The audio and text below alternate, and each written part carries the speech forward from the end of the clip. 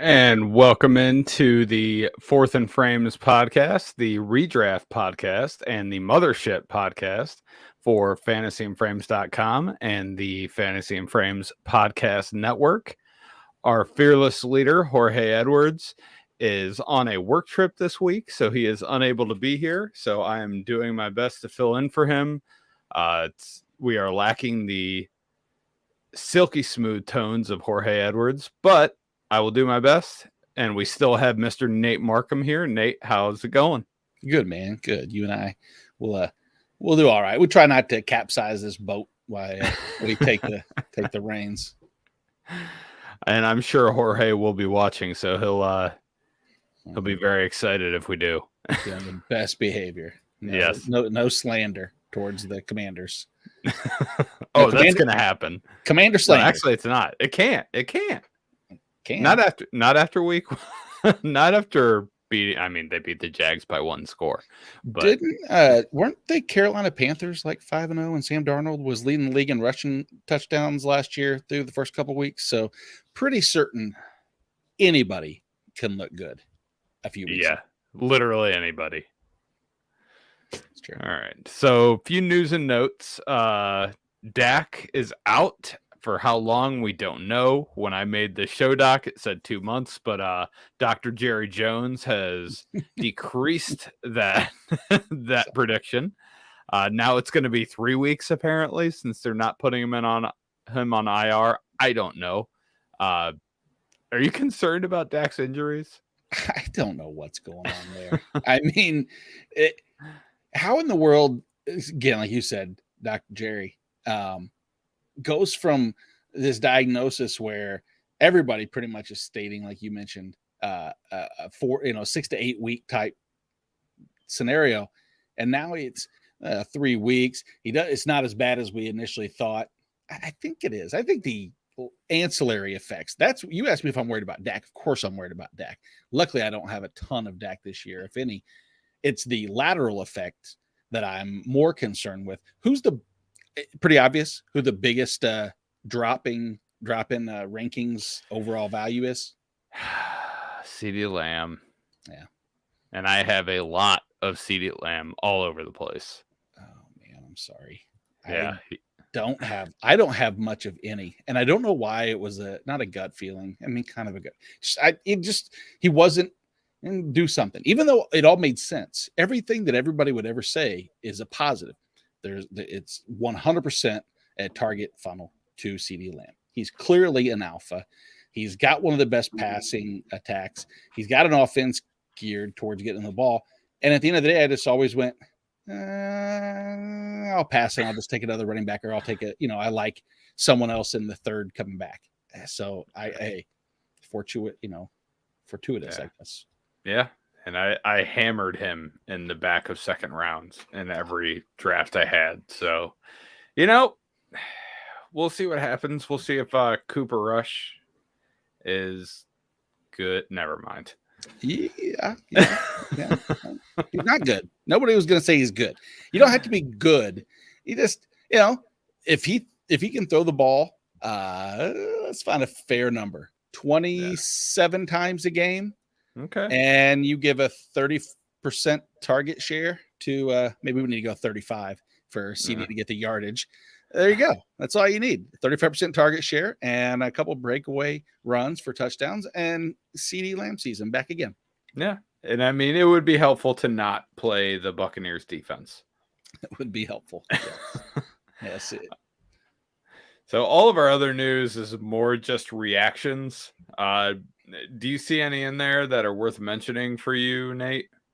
I mean, initially, are we going to see? I mean, it's not news. It's news that Carson Wentz, is the league leader and second, I guess, because he's behind Mahomes. But 4 touchdowns in a game is something I never thought I would equate with Carson Wentz. And the fact that he spread it around nicely, Antonio Gibson seems to be involved. I don't want to say I don't believe it, but if you can trade Carson Wentz for anything right now, if someone else is a buyer in that upside, I would package everything possible, or I would send him to get anything in return, because he's probably not your one. I hope he's not your one. He could be, maybe. Hey, You're we're talking 14, 16 team leagues. Maybe he's your one. talking 20-team leagues. Talking 20-team leagues. We got to remember Carson Wentz did finish as the QB 14 last year with the Colts. Okay. So Scott Turner is a good play caller. He always has been. He has a lot of talent. I mean, a high-end QB2 finish for Carson Wentz, I believe, is in the cards somewhere. You might have to look hard. You might have to go to one of those tarot reading places to find those cards, but they're in there. Yeah, they are. I like your optimism with in fact, they played 17 games doesn't hurt matters because the 15.59 per game average was a little outside 14, but there's value in staying upright and having the role all year. I can promise you that you'd rather not have to play roulette. If you had to play roulette between Carson Wentz as your one and someone else, your season's in for a very long one. That is that's rough, but enough beating up on Carson Wentz. Poor guy, he's had enough trouble. He has. I don't know. Go Carson Wentz. Go Carson Wentz. Sell Carson Wentz. All right, so we're going to jump into our first segment here. It's our plays and fades segment. Obviously, Nate and I will be going back and forth on this. Nate, I will start with the running backs here because we kind of had our discussion before the show, and you mentioned to me, like, I said Kareem Hunt would be a play, and you kind of had this thought of, well, are they going to be behind? And that reminded me, like, I want to remind people Kareem Hunt is not a game script guy. Kareem Hunt is their second running back. He's not their backup running back. He's their second running back. He's the second best offensive skill player on that team. They are going to use him. I mean, he had a 30-yard touchdown run, and it was in a completely neutral game script. They weren't ahead. They weren't behind. He's just in there. They're running him. They're giving him touches. He's going to catch the ball a lot more than Nick Chubb. Kareem Hunt, to me, is an every week play. You start him every week. You flex him every week if somehow he is your RB3, and just be happy with it. So, is there anyone in the top 20-ish over on Fantasy Pros that, I mean, you would definitively be starting over Kareem Hunt? Well, in top 20-ish, obviously, but between 20 and 25 that you'd be starting over him? In between from 20 to 25, no, there's not. I would love to say that you're going to see, what we saw out of CEH in that offense, but it was obvious that he was in a fortuitous situation with the touchdowns. I'm looking at Fantasy Pros ZCR, and you get to 21's Rashad Penny, and I like Rashad Penny, but I don't like Rashad Penny against San Francisco necessarily. Darrell Henderson, David Montgomery, Miles Sanders, Cordell Patterson, all those guys. I mean, Patterson is intriguing if he wasn't playing the Rams, if you ask me. I think the Rams defense is enough to bottle them up and let Atlanta do something, let Marcus Mariota beat you, and probably continues on my Cordell Patterson hate train. It's not fair. He's done nothing to not earn my respect. But refuse to give it. I just refuse. And I mean, in advance going further. And like you and I just said, it's not just that Kareem Hunt is a good, when they're down by a touchdown and they are in garbage time, third down back, reception work. He's actually a good running back. Can't forget that it wasn't that long ago that he led the league in rushing. I mean, people are quick to think he's a passing back because that's a role that he's taken on now. But he was a very effective runner. I mean, he's top 5 in rushing attempts per broken tackle. Granted, it's one sample size, I know, but we can go back to last year and we'll see very similar results as well.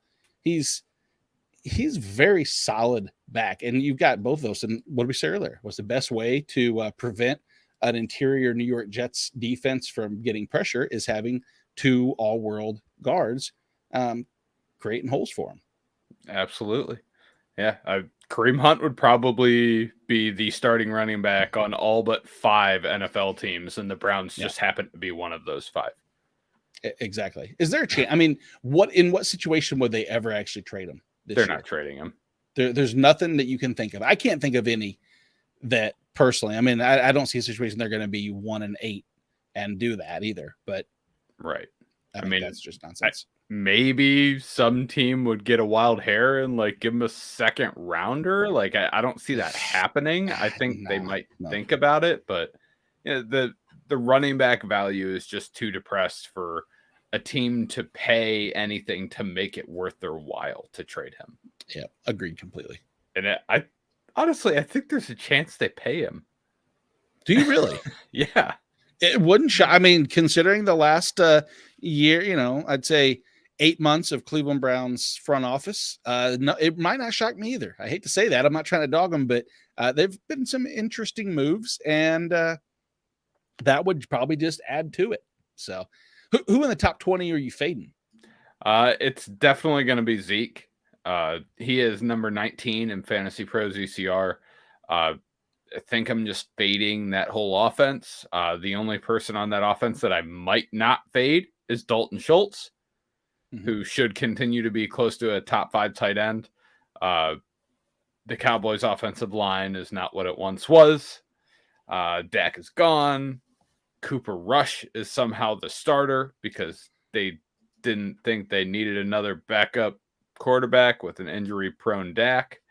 And I will start Kareem Hunt at 26 in Fantasy Pros ECR over Zeke at 19, 10 times out of 10. Yeah. And if there's anybody that has to start Zeke, if you want a little, maybe a sprinkle of optimism, is that after what we saw last week with Tony Pollard and Pass Pro, there's a chance that maybe they give Zeke a little bit more run with that, because Cincinnati's front line should, by all accounts, be in the backfield more times than Tony Pollard. So there's a good chance that maybe, Sam Hubbard and Trey Hendrickson are the leading snaps in the backfield for the Dallas Cowboys not named Zeke, because that offensive line is going to be woeful, like you said. Yes, it's going to be pretty depressing to watch. This might be the first time I ever feel bad for Cowboys fans. I won't go that far. I still won't go that far.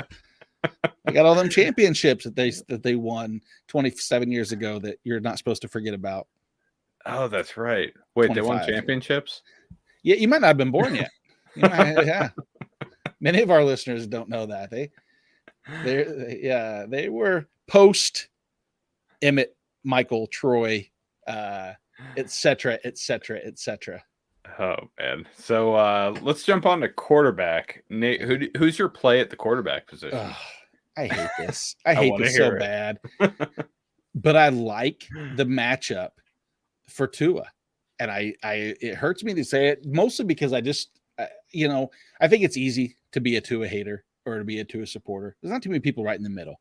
And I don't want to be a hater, because I think that the weapons and the situation and the system is designed for him to potentially succeed. And I like this matchup this week. Shocking, because it is Baltimore. A lot of people on paper see Baltimore and they go, ooh, immediate out. I'm out on that. But let's, peel away a little bit of that and know that Kyle Fuller is out for the season. They're going to be short in their secondary. First-year player Kyle Hamilton still getting acclimated with the position. They've got Marcus Williams back in the secondary. That's a good playmaker, but he's not going to be able to line up or do anything to help. Maybe he'll bracket Tyreek Hill, because Tyreek is Brandon Stevens, and that matchup alone could be absolutely titanic. Like, if there's a DFS stack, I probably am going to stack Tua and Tyreek this week just because of that matchup exclusively. But then you throw in the lack thereof of Patrick Queen in the middle, and I think that sets up a good play for Jalen Waddle as well as Chase Edmonds.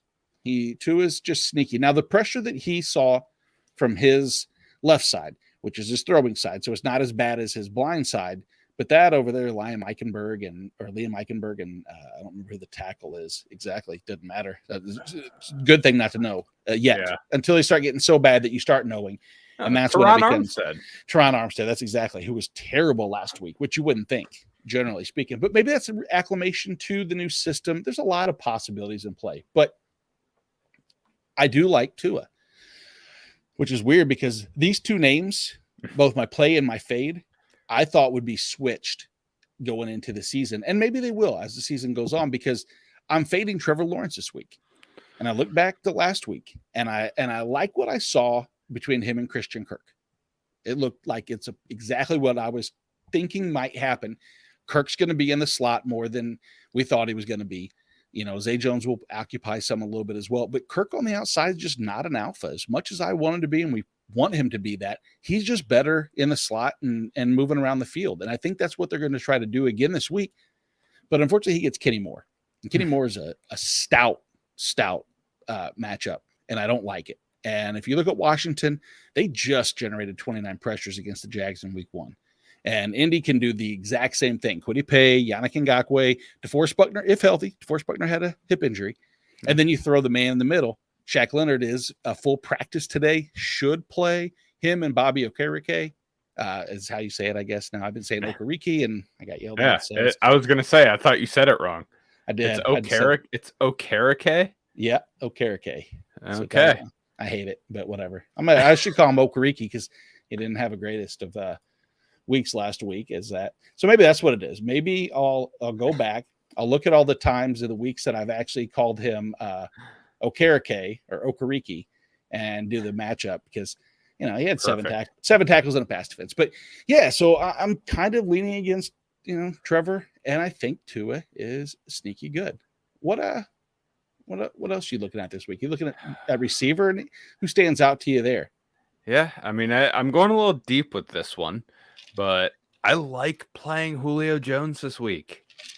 I mean, he was listed as the starter. Chris Godwin hurt his hamstring now. He is not going to play, which really sucks. Yeah, it does.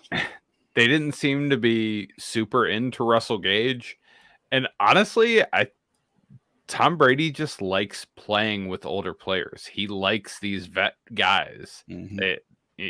They communicate.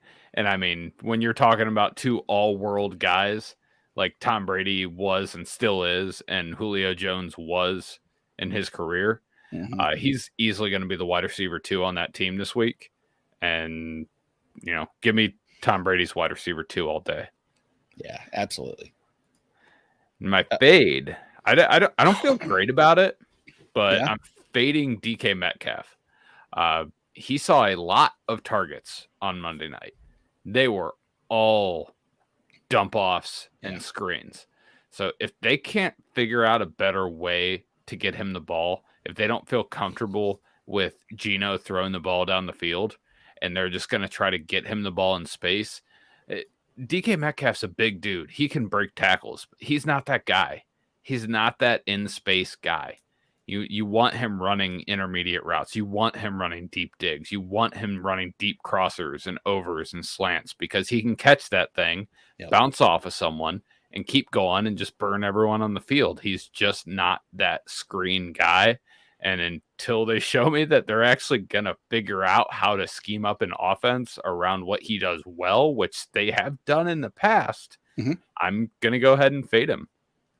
Yeah, and I can't blame you. I mean, in all reality, if you look at his week last week, and the first thing that pops out, people want to look at the targets, and that's a positive thing they'll pay attention to, is, let's look at the target share. Let's look at the total receptions.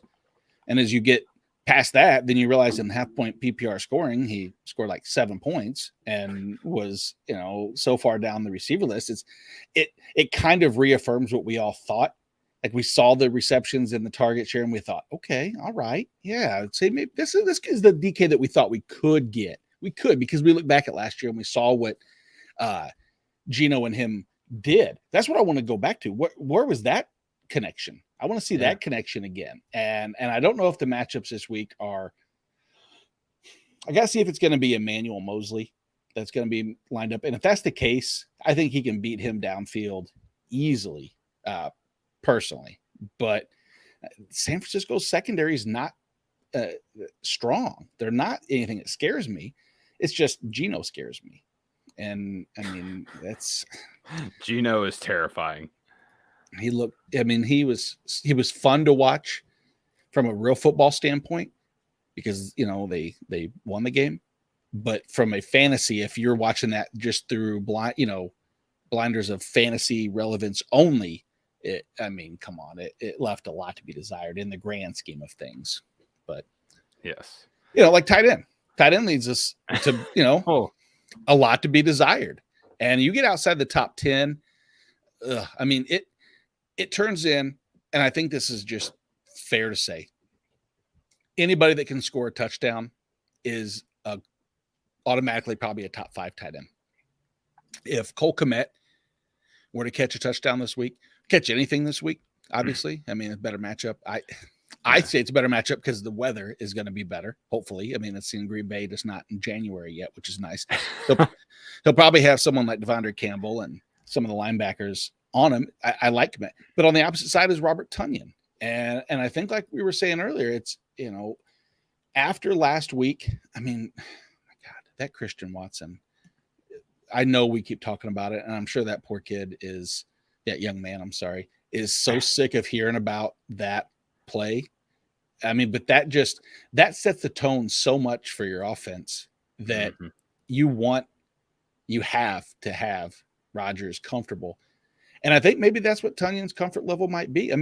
I know 4 targets isn't a lot, and I'm not trying to say it is, but that's the comfort level. And I didn't even expect him to get that much play. I actually expected DeGuara to get more just as Tonyan was recovering, but he averaged 12 a carry. He looked good. He was good in pass protection. So, all the positives that could play that will keep him on the field, even if Allen Lazard's there's a chance that maybe if they get to the red zone this week, he might actually surprise us and get in. Here we go. I'm optimistic. Big Bob Tonyan. I like it. Big Bob. I did like you mentioning Kmet, though. So I think it is worth mentioning that people might run away from him after a goose egg. Yeah. And I think at least for the pass catchers in that game, you might just need to throw it out. I do. Yeah. The whole reason we drafted him is because that outside of Darnell Mooney, there's no other pass catchers on that team. I don't care if Equimanius St. Brown caught a touchdown pass this week. That means nothing to me. I'm not worried about that. The conditions were so bad. Give everybody a break. It's only fair to do so, I think. Yes. I'm right there with you. If you had to, I would say make a bet on Cole Kmet having over or under 3.5 receptions. Ooh. Would you take a bet like that? Does that sound like something you would want to do? I think it would. Can I do that somewhere? You can. If you go over to Underdog, you can make many of prop bets like this, and you can get in the action, can win buku bucks. All you have to do is answer a couple simple questions, get them right, and listen to the show here. Follow up any of our accounts over at Twitter, and we'll help along the way. And if you are new to it, you can actually go to underdog.com, use promo code FRAMES, and you'll get 100% match on your first deposit up to $100.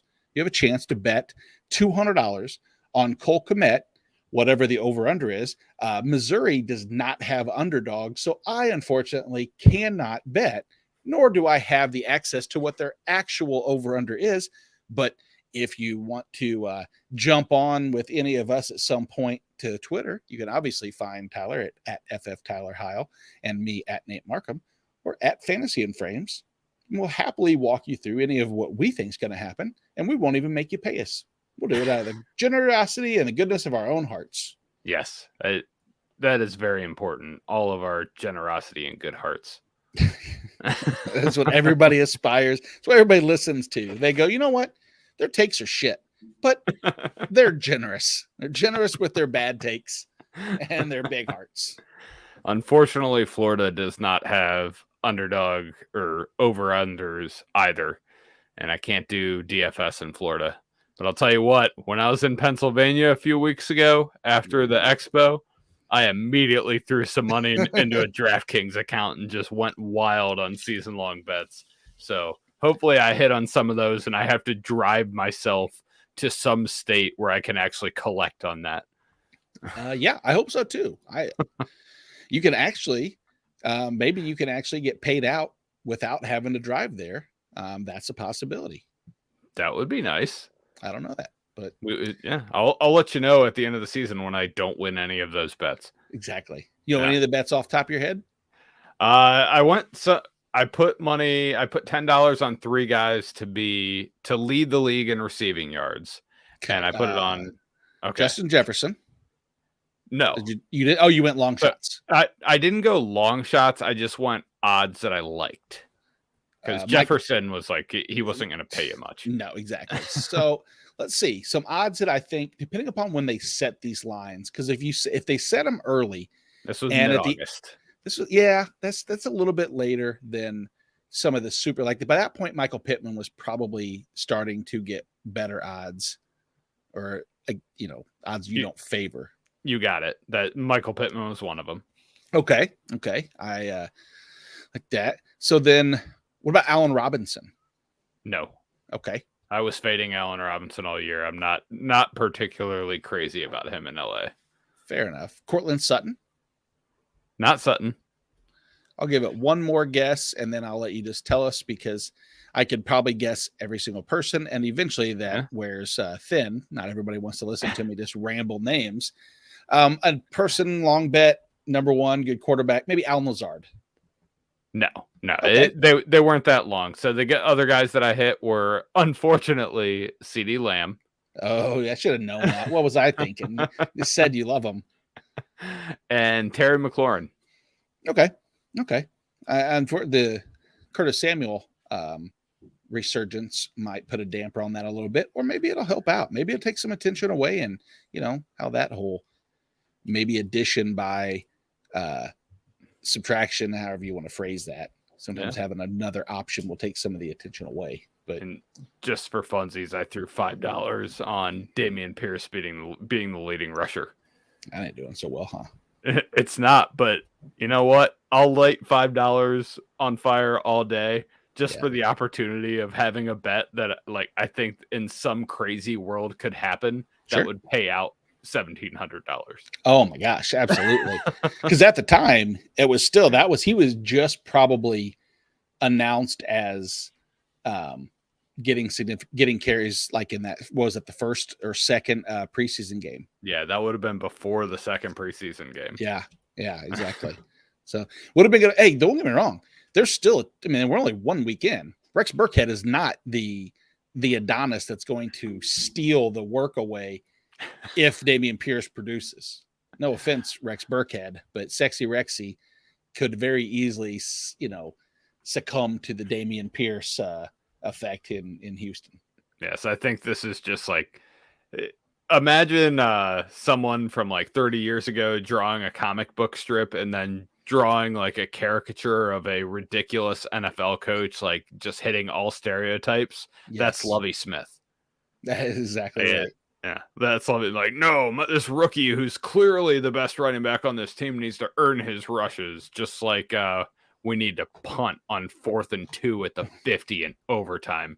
Yep, that's it. Always. Lovie Smith is dead to me, by the way. Yeah, well, that's okay. I'm an Illini fan, and so he didn't exactly endear us to him either. But let me ask you a question. We're going to jump into what we normally would do is our flex off segment. But since it's just me and you and there's nobody to judge, I think maybe this is a good time for us just to kind of maybe have some conversations about some players that we like that could be flex worthy. Yes. And kind of just either build up and not break down, but maybe we can find some that we might agree on. And, at quarterback, outside the top 10, really the top 12, I guess, it's hard to say a flex because it's a super flex more than anything. Of any of those names, obviously we've kind of touched on Tua, at least I have, as being a good super flex play for me this week.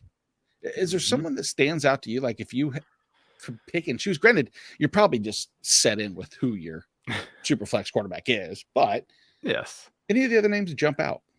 Well, Nate, I don't think you're going to like this, but I would start Carson Wentz again going to Detroit. Why not? You know, they just had the Eagles pretty easily put up 38 points on them.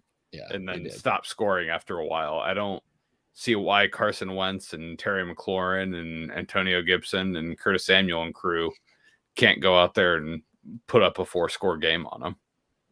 No, and I really don't have a bad, feeling about that. To be honest, the couple games coming up in general aren't the worst. I mean, Carson Wentz, if you wanted your super flex play for the couple games in this first half, I mean, he at Detroit, Philly, which who knows? Philly just allowed 35 to the Lions and Jared Goff. Yeah. Then he goes to Dallas, and it's not like Dallas's offense will stay on the field much. So that game is within shot. I mean, it's a little more dangerous. Micah Parsons could end his life, and it will be over. Man, but then he is good. He's so man. He's incredible. We had our IDP prediction show about 2 weeks ago, and I was all about it. If Blake Martinez came over to the Cowboys for some reason, they signed him. I said, Micah Parsons could very easily lead this league in sacks if he's given more of a pass rushing role, similar to what he had last year. And I'll be damned. Week 1, even Leighton Vander Esch steps up in the middle. He's playing solid. They feel more comfortable letting Micah Parsons blitz, and he gets 2 sacks. He's on his way to 36 on the season, which would be a record. Yeah, and with TJ Watt missing significant time, I mean that's a we're getting into IDP here a little bit, but the sack leader is probably a 2-man race this year between Parsons and Myles Garrett. Correct. Yeah, I could throw Nick Bosa, but I think that you're right. I think that 2-man race is right there. Let's see. Outside of Carson Wentz, I don't have a problem with. I really don't have a problem with Jared Goff. I don't like it. I don't like it a lot, but I think that Washington is susceptible. He did put up enough. The one thing with Goff, though, if DeAndre Swift really does have an ankle injury that's going to keep him limited, and I don't know where we're at with that yet, then I've got to look at that. Stay away for sure. But a lot of weird news with that today for sure. Yeah, I like Jared Goff. I mean, he's got better weapons around him this year, barring the whole DeAndre Swift thing, hopefully. TJ Hawkinson is another year progressed. Amon-Ra St. Brown is a better player this year. He has DJ Chark. He's not reliably targeting Josh Reynolds anymore. Right, exactly. It's the best thing I can say about that Lions offense. No, that's very fair. Imagine if he didn't. I'm sorry. Imagine if it wasn't Jamal Williams running those 2 in. I mean, there's a chance that maybe Goff has a chance to throw one more. So I mean, I don't know how you felt about the whole Jamal Williams touchdown thing, but just as a fantasy person, I went the opposite way, and I was just laughing at Jamal Williams just scoring the touchdowns, just knowing that people were absolutely falling apart as that happened. It sucks, but for the sake of entertainment, they know what to do over there in Detroit. They are certainly entertainers in that locker room. Yeah, I was not entertained. I was as a DeAndre Swift manager that really wanted the points, and I mean it didn't matter. I still won, I guess, in that league, but it's a league that benefits point scoring pretty heavily. So not, but gotcha. I'm trying to multitask over here and look up Swift injury on Twitter, and then all of a sudden Swifty came up, and I just got a lot of Taylor Swift content. Oh, very good. Yeah. But most recent thing I've seen is Lions running back DeAndre Swift did not practice today due to an ankle injury from Field Yates. So that's not great. Well, the part that is the most concerning, if there is that the Lions went and picked up and activated Justin Jackson So it's like, why would they do that? If there wasn't doubt, maybe there was an underlying issue. Maybe that's something special teams related. I don't know. I just know I saw that and I was like, oh man. But what about what's his name? Craig Reynolds? Yeah. Is Craig he Reynolds? still on the team? You're asking me to go deep into Detroit running backs, and our lads will. Yes, he is still on the team. He is listed as the third string running back ahead of Justin Jackson. Okay, there you go. That's it's Jamal Williams' backfield if something happens, and I mean, that would be a great snag and play there if need be. So if it's not, do you have a guy at running back that outside of the top 24 you'd feel good about starting? I do, because I mean, based on where he's at right now, is Jeff Wilson Jr. I love Jeff Wilson if I can start him, and I mean, obviously, don't get me wrong, Jeff Wilson Jr. is not a world beater. He's not this amazing running back that's going to take the lead and absolutely just impress us beyond belief. But he plays in maybe one of the best rushing attacks in football, and he's got personally for at least this week, I don't think much over his shoulder to worry about. I mean, Ty Davis-Price and Jordan Mason are both Shanahan toys. We know how he likes to use his little toys there, and that does give me pause. But, you know, I mean, look back to week one. Wilson came in, was stopped, but between the weather, not having George Kittle, all of those factors came into play, and I put those behind me. I look back at, you have to go back a little bit, but 2020 Jeff Wilson, which is still 2 years ago, Jeff Wilson. That's a lot on a running back, despite limited attempts. But he averaged nearly five per attempt. So he has that in him if he has the offensive line there. But go back to last week, Seattle. What did they do? They allowed 5.5 to Denver. And if it wasn't those untimely fumbles, they would have had 2 touchdowns also. So I mean, there's opportunity. You have no Jamal Adams for Seattle, so that's a plus. And for me, if he's actually involved in the receiving game whatsoever, and I know he's not the best pass catching back, but could give him opportunities. Seattle's allowed 14 receptions to the running back position. So, I mean, I think it's there. If this was our flex off, my mic drop would be, Tyler, you just lost out on him in our league with a $25 or 25% bid. So that tells me that you were definitely high on him. That would have been the mic drop. I would have won on that. I'll hang my hat up and say that I won. But it's not a competition. It's just Jeff Wilson, I'm comfortable starting him as a flex. What about you? I love Jeff Wilson this week. The San Francisco 49ers, they're a wood chipper of a rushing offense. Yeah. I mean, they all average high yards per carry. I mean, hell, Raheem Mostert had multiple years where he averaged over 6 yards per carry in that offense. Yeah. I mean, if Kyle Shanahan might have questionable tactics dealing with his players and the ins and outs of his locker rooms, but dang, does that dude know how to run the ball and call an offense. Yeah, and that's all you want. It's all you really need is putting an opportunity. At some point, talent precedes, situation, and it might happen. There's a lot of talk about, Ty Davis-Price and Jordan Mason going forward, that they could be, the twinkle of their eye and might be more than relevant. But we'll see. Let's not get carried away on calling TDP and Jordan Mason the more talented running backs either. That's fair. That's fair. Yet we haven't seen that quite. We haven't had enough. I mean, opportunity hasn't been there yet, but I'm not overly optimistic about either one. Yeah. So speaking of someone that is going to have a good amount of opportunity this week, I actually wrote him up for our Chasing Upside article this week. It's Devin Singletary. He played 59% of the offensive snaps for the best offense in the NFL right now.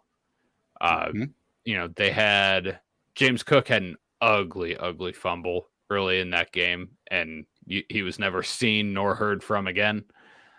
Zach Moss came in and just did a terrible job of playing the pass catching role. I think he somehow averaged a bad yards per carry with his yards per reception number. I think he was at like 3.5. So he's wildly inefficient. Singletary is going to remain the starting running back on this team for this season. Yeah. And he had eight rushes last week. He had 2 receptions, so he's going to continue to get some receiving work, not a lot. But the touchdowns will come in this offense. Josh Allen got that red zone rushing touchdown last week. That could very easily go toward Devin Singletary this week. But all Singletary has done in his career is average a high yards per carry number, be a very efficient back, and do a good job with his receptions when he's given them.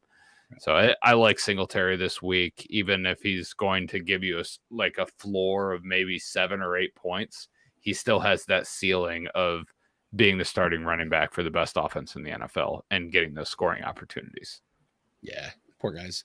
I think the Zach Moss hype last year was just so rampant that it actually just flooded all of the truth behind how good Devin Singletary was. And then it took that last 4 or 5 games of the season for everybody to watch it and then going into the postseason and go, oh, well, I mean, it wanted to find an excuse, but they couldn't. There was nothing you could say other than look at the numbers. And I think people just wait for him to succeed, to any of those, just giving up carries. But I don't think it's going to happen either, man. No. So do you have a wide receiver that you're liking this week? I mean, I'm cheating with this, if you ask me, but he's outside the top 24. T. Higgins is at wide receiver 36 right now. And if there's a chance that you have, one of the top 35 and you're looking for a flex play, T. Higgins is as good a flex play as there is, because he has that wide receiver 1 overall upside that we all know. Granted, the concussion sucks. We know that was never something you want to have to recover from as far as a talent perspective goes. But before that, I mean, it was early. I know that. I'm not sitting there saying he was on pace. He had 2 targets and 2 catches and 27 yards. He didn't have a chance to do much. But what I know with Dallas is that most of the time that he's going to line up will probably be against Anthony Brown. And Anthony Brown is not a good corner. He just allowed 6 receptions for 108 yards last week. This week, I assume Diggs will probably find his way to Jamar Chase. And if T. Higgins is there, I mean, it's an easy, again, this was the cheat for a flex off, is to try to gain any edge possible. But I do like that position there. Who would yours have been? So, well, before we do that, let me ask you a question on just based on value for these Cincinnati wide receivers. Okay. Let's say T. Higgins were to miss the game. He doesn't clear the concussion protocol and he doesn't play. Yeah. Tyler Boyd. Would you play Tyler Boyd or DK Metcalf? Tyler Boyd for me. Okay. Would you play Tyler Boyd or Amon-Ra St. Brown? I'd probably play Amon-Ra St. Brown. Okay. All right. And Tyler Boyd or Jerry Jeudy versus the Texans. I know. And they don't, and I think Tavier Thomas is out. Man, I'm going to say Jerry Jeudy in that case, just simply because I think that there's an option, a third option with the offense, that it is just it could be a Joe Mixon type game too. It wouldn't shock me at all if they want to just come off Cincinnati, that is a 7-sack game for Joe Burrow, and say, hey, let's take some pressure off. Let's just run and control this game. We know we're going to win. And you don't get the 40 passing attempts needed to get Tyler Boyd the production that he would need to be able to be that true mid-tier wide receiver 2. Yes. So, all right. I'm glad we found the line. Tyler Boyd, if T. Higgins were to miss. Jerry Jeudy is wide receiver 21 in ECR. DK Metcalf is wide receiver 22. Okay. So you're playing him as a wide receiver too. Yep. Perfect. All right. So my guy, I'm going to take the number 1 wide receiver on the New Orleans Saints and go with Jarvis Landry. Oh, I like that. Yeah. He, Landry led the team in receiving yards. He led the team in target share last week. And, Michael Thomas, for a defense's sake, is still the wide receiver 1 on this team. So Jarvis Landry is just going to do what he's done his entire career, be underrated, and produce. Even if yes, they are playing the Tampa Bay Buccaneers, but the Saints still have a good offensive line, and I believe in this New Orleans offense to find a way to function. Nice. I like that. All right, and depressing tight end. Do you have any tight ends? I think that with our conversation earlier, with the plays of our fades and that's what I would go to. If there was a deep, like, I don't even say a super deep dive, because at this point I'm just looking for touchdown side. I mean, David Njoku, again, the Jets have always historically been bad against the tight end, it seems, and that just seems like an easy target. Something Jacoby Brissett can't underthrow as a person, 6 yards past the line of scrimmage, hopefully. So maybe that's couldn't throw it to him last week. I know. I'm trying to be optimistic towards him, give him the benefit of the doubt. We've already discussed the guy that I would have used in a flex off, and it's Cole Kmet. Yeah, and I would have conceded. Yeah, you gotta throw out that week 1 downpour game. He's still the number 2 target on this offense, and he's still going to get volume. Yeah. Deeper too, also, if T. Higgins is out, Hayden Hurst might actually have found a spot. He looked where good. He did. And I think that of all these years we've been talking about, Hayden Hurst, he was, draft capital over Mark Andrews, but he got beat out. Oh, then he goes to a better situation. Oh, then he gets beat out. Oh, he's in a different situation now in Cincinnati. And what does he do? He gets 8 targets, has 5 catches, doesn't get in the end zone, but a touchdown is kind of I hate to say fluky, but he has I guess a little bit of a groin flare up. So just keep an eye on that. But yeah, that be it, my friend. So you want me to keep an eye on Hayden Hurst's groin? Please, yes. All right, I will do my best. Close eye on it. All right, I would be remiss if before we got out of here, I didn't ask for your take on Thursday Night Football. Oh man, I gotta tell you, I think it's a potential preview for the AFC Championship game. I think there's a potential for that. I wouldn't be surprised to see 35, 38 type game.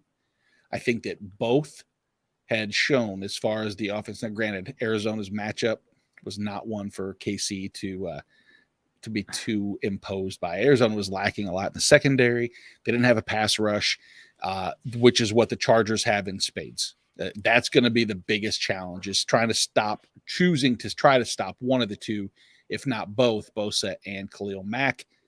Derwin James in the secondary, the hope there is to take advantage of the weak linebackers that they have in LA and beat them, which is what Patrick did extremely well last week, is that without, and this is not me saying this entirely, without the concern of trying to get the ball to Tyreek, he did a very good job of going through his progressions. And that is a dangerous, dangerous recipe for a quarterback that is capable of being able to do that. And he looked comfortable taking what the defense gave him. But I would say that if I had to put a bet, I would take the Chargers in this game. Okay. All right. And Patrick Mahomes did a good job of reminding us that he still is and remains to be the best quarterback in the NFL. Absolutely. Are you starting any Chiefs pass catchers in that game outside of Travis Kelce and Juju Smith-Schuster? No. Are you starting any Chargers pass catchers in that game outside of Mike Williams with Keenan Allen being out? Maybe Joshua Palmer. Okay. I like what Palmer did last year when Keenan was out. I think he has progressed as a pass catcher. I like the upside. I just know that it's gonna be tough to really do anything as far as look down the line for those pass catchers and not just assume that both quarterbacks are capable of spreading the ball around and making it worthless. Picking up a receiver, if 5 different receivers have 3 to 5 catches, you're just banking on a touchdown at that point. And I don't want to do that. All right. Well, thank you, Nate. That was fun. Hopefully we did not let the ship capsize in Jorge's absence. everyone, thank you for sticking around. Please go ahead if you're not watching on YouTube. If you're listening on Spotify or Apple Podcasts, please go subscribe, rate, and review. And actually, stick around for Wednesday night. We have our DFS podcast coming up next, our Daily Fix podcast with Keith Fleming and Joe Matz. You can always find all of our rankings on fantasyandframes.com. You can also find mine, Nate's, and Jorge's weekly rankings on Fantasy Pros. All you have to do is go ahead and go filter by our names, and we will pop up. Yep. So, everyone, thank you very much for sticking around. Please go check out the DFS pod. Have a good night. See you, bud.